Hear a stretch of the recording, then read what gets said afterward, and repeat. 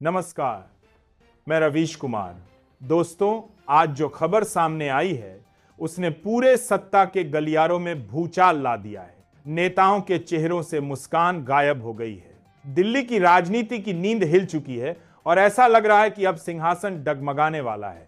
लेकिन चौंकाने वाली खबर यह है कि चंद्रबाबू नायडू ने इंडिया गठबंधन का हाथ थाम लिया है। यह कदम ऐसा है जैसे शेर ने अचानक अपने शिकार पर छलांग लगा दी। यह कोई अफवाह नहीं है, बल्कि सच्चाई है, और यही सच्चाई अब दिल्ली की कुर्सी छीन सकती है। सोचिए दोस्तों, वही नायडू जिन्होंने कभी नरेंद्र मोदी के साथ कदम से कदम मिलाकर राजनीति की गाड़ी चलाई थी, वही आज उनके लिए सबसे बड़ा सिरदर्द बनकर सामने खड़े हैं। समीकरण बदल चुके हैं, हवा का रुख पलट चुका है, और बीजेपी की सबसे बड़ी चिंता यही है कि कल तक के जो साथी थे वही आज सबसे बड़ी चुनौती बन गए हैं। दरअसल एक खबर ने बीजेपी नेताओं की नींद उड़ा दी है। पैरों तले से जमीन ऐसे खिसकी है जैसे मानसून की बारिश में कच्ची मिट्टी बह जाती है। कांग्रेस का दावा है कि मोदी जी के अच्छे दिन अब खत्म हो चुके हैं, और चाहे जितनी जुगाड़ भिड़ा लें, अब बचना मुश्किल लग रहा है। राहुल गांधी के वोट चोरी वाले आरोप के बाद से ही राजनीति का पारा चढ़ा हुआ था, और इसी बीच नायडू की चाल ने सबको चौंका दिया। लोग पूछने लगे, आखिर नायडू किसके साथ हैं, मोदी के साथ या विपक्ष के साथ? और फिर धमाका हुआ। जगमोहन रेड्डी ने खुलकर कह दिया कि चंद्रबाबू नायडू इंडिया गठबंधन के समर्थन में खड़े हैं। अब जरा सोचिए, अगर यह सच है तो मोदी जी के लिए यह सबसे बड़ा संकट कैसे नहीं होगा। राजनीति में कहा जाता है, जो घोड़ा मैदान में दौड़ न सके उस पर कौन दांव लगाएगा। बीजेपी का हाल भी अब वही हो चुका है। नायडू का झुकाव साफ बता रहा है कि दिल्ली की गद्दी खतरे में है। आज हालात यह हैं कि इंडिया गठबंधन ने उपराष्ट्रपति पद का उम्मीदवार भी उतार दिया है, और तभी नायडू का नाम हवा में तैरने लगा। क्या यह सिर्फ संयोग है या सचमुच नायडू विपक्ष का हाथ थाम चुके हैं?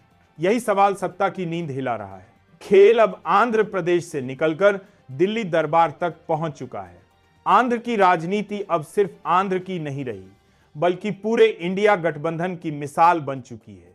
अगर यह मिसाल बन गई तो इतिहास गवाह रहेगा कि वही नायडू जिनकी राजनीति हमेशा मौके पर सवार होती रही, अब मोदी जी की कुर्सी हिला देंगे। कांग्रेस सूत्रों का दावा है। विपक्ष ने उपराष्ट्रपति पद के लिए सुदर्शन रेड्डी का नाम नायडू की सहमति से ही फाइनल किया है। सोचिए, सुप्रीम कोर्ट के पूर्व जज, आंध्र हाई कोर्ट के पूर्व चीफ जस्टिस और गोवा के पहले लोकायुक्त, इतनी साफ छवि वाला इतना बड़ा नाम, और उसके पीछे नायडू की सहमति। यह खबर बाहर आते ही बीजेपी खेमे में हड़कंप मच गया।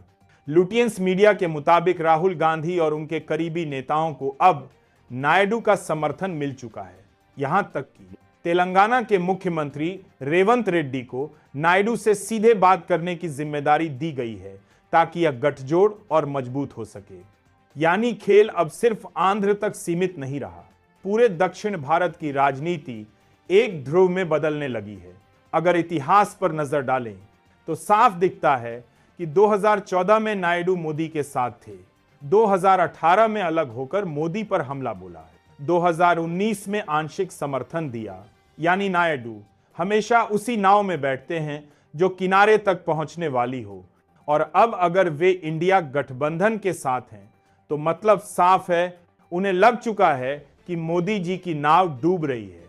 बीजेपी हमेशा कहती रही कि विपक्ष कभी एकजुट नहीं हो सकता, लेकिन इस बार विपक्ष ने सीधा पोल खेल दिया है। सीपी राधाकृष्णन के खिलाफ विपक्ष ने सुदर्शन रेड्डी को उतारा है। कांग्रेस सूत्रों के मुताबिक नायडू से पहले ही चर्चा हो चुकी थी, और उनकी सहमति से ही यह नाम फाइनल हुआ। यही वजह है कि बीजेपी की बेचैनी साफ दिख रही है। अब असली परीक्षा होगी 9 सितंबर को। उसी दिन साफ हो जाएगा कि नायडू किस ओर हैं। लेकिन अभी की तस्वीर बीजेपी के लिए खतरे की घंटी से कम नहीं है। मोदी जी की कुर्सी और उनकी नींद दोनों खराब हो चुकी हैं, और यह सब हो रहा है सिर्फ एक नाम की वजह से। तो दोस्तों, अब सवाल आपसे क्या नायडू सच में विपक्ष का हाथ थाम चुके हैं?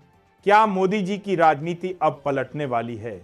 अपनी राय हमें कमेंट में जरूर लिखें। वीडियो को लाइक करें और चैनल को सब्सक्राइब करना न भूलें। जय हिंद।